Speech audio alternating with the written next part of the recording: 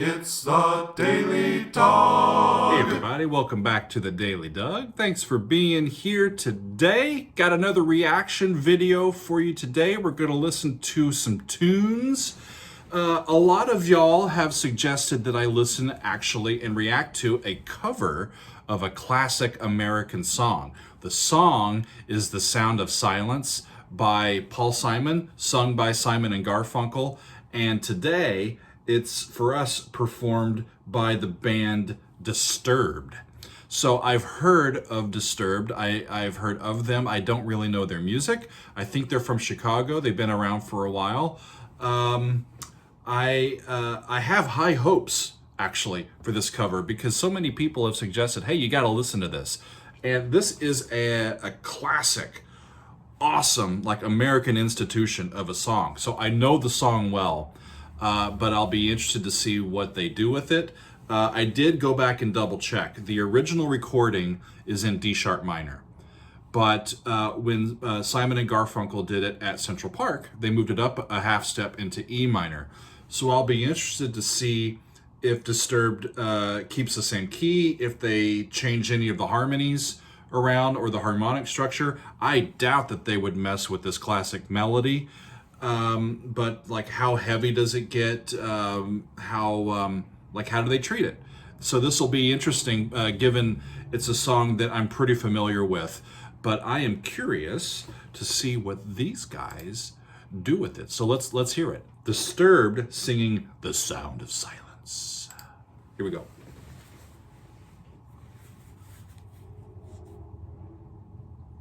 Makes sense that it would start with silence. I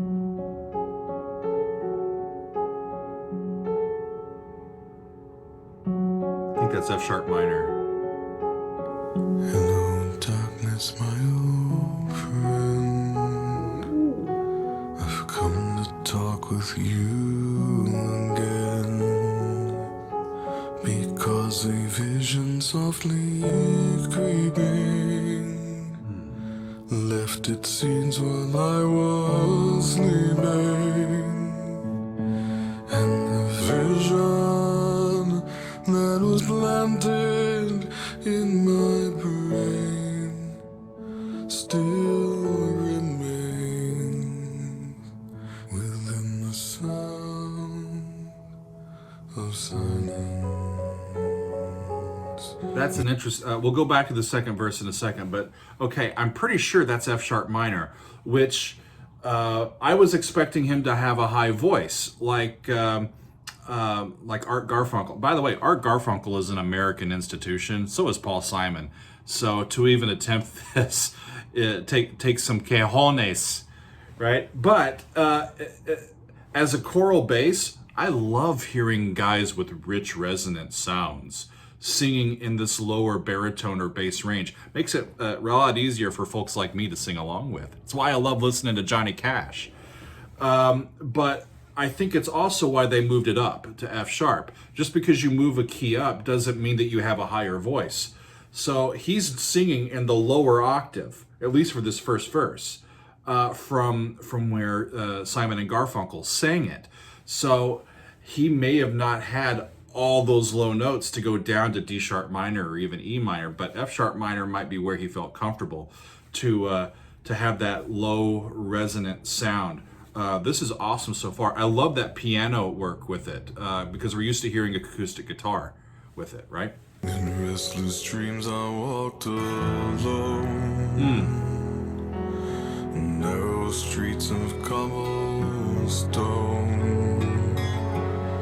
neath the halo of a street lamp, I turned my collar to the cold and damp, when my eyes were stabbed by the flash of a neon light that split the night and touched the sound of silence. That's awesome. So the warmth of the recording is laudable, right? You've got real piano. I think that sounds like a real grand piano and real strings and it's a real warm, intimate, powerful sound. I am digging this cover, y'all. Good stuff. And in the naked light I saw Okay, so he's going to the upper octave. 10,000 people, maybe more. Does he have those notes? People talking without speaking.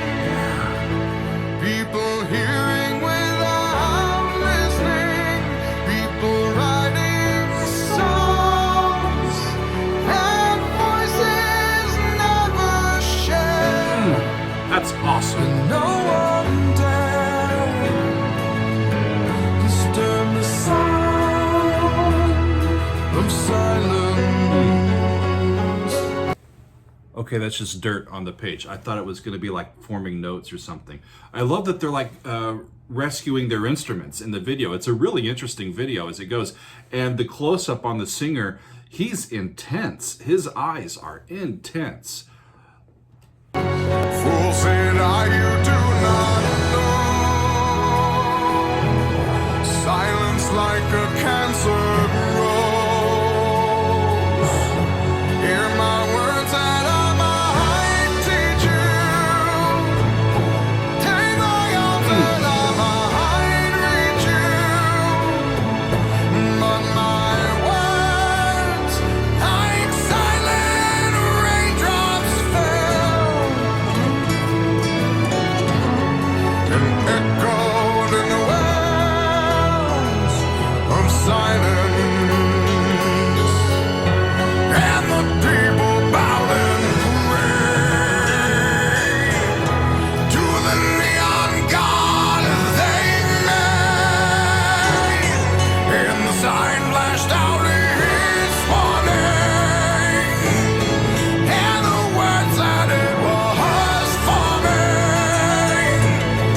And the sign said the words. I got to go back to that. I've been watching the video as well. So we've got, where is that? I think it's here. So the band or the instrumentalists are on one side, and the multitude, the people with their sheet music are on the other side, and there's a vast chasm between them.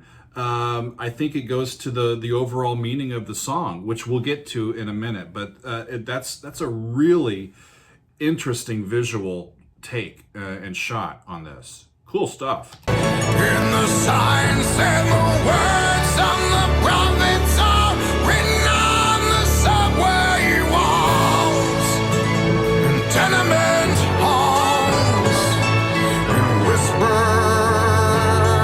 in the sound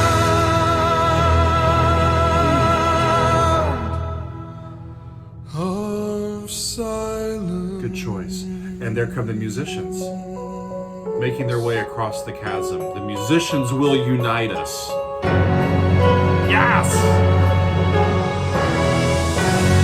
Wait a minute. They did If I Ever Lose My Faith in You? I need to listen to that. Is this it? I believe it is. There they go. Cool. Cool. So, that's awesome.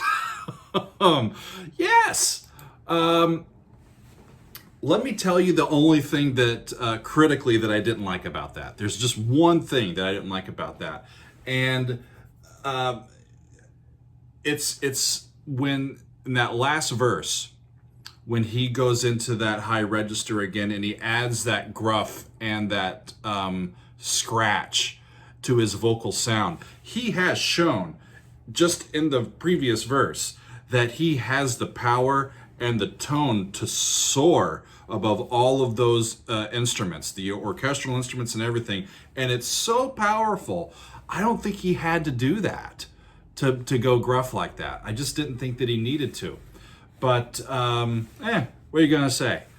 That was a real, like I said, powerful. It's this song, I think, I remember hearing, it was either Art Garfunkel or Paul Simon saying about it, that at its core, the song is kind of about the inability of people just to meaningfully communicate with each other. In that one verse, it talks about people like talking without speaking, Yeah, and people hearing without listening. I've got the lyrics here, so I can remember. People talking without speaking, people hearing without listening, people writing songs that voices never share, and no one dared disturb the sound of silence. So I think this song was written in the mid 60s.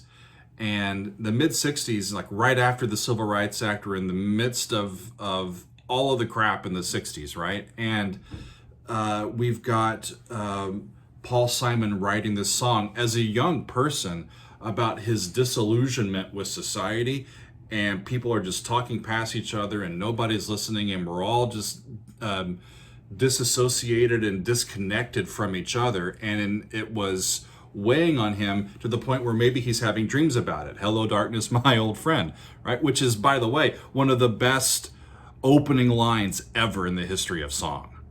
Can we agree on that? It's just rad, right? But I think that's why this song still resonates today. We have all of these new state-of-the-art tools to communicate and connect with each other, but we're still using it just to talk past each other, and nobody's listening.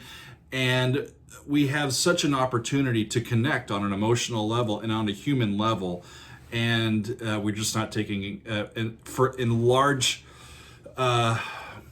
in a bunch of ways. Largely, we're just not taking advantage of it. I mean, think about it here. In the middle of the day, I have the ability to just put my phone on a tripod and hit the camera and just go, hey, how y'all doing? And communicate with all of you guys, hopefully in a meaningful way. So we're trying to get past the, what they're talking about here, and try to connect. And wow. Disturbed. That guy can sing. I really loved all of their choices compositionally, the addition of the piano and all of the orchestral instruments, those wide swaths of warm sounds that undergird this classic American institution, this song. So thanks for alerting me to this cover. I will listen again for sure. I want to check out that cover of a Sting song. That's what I really want to check out, because now that I've heard him sing, I don't know how that's going to work. So maybe we'll do one of those too. Stay tuned and find out. But for today, that's all for now, and we'll see you next time on the Daily Duck.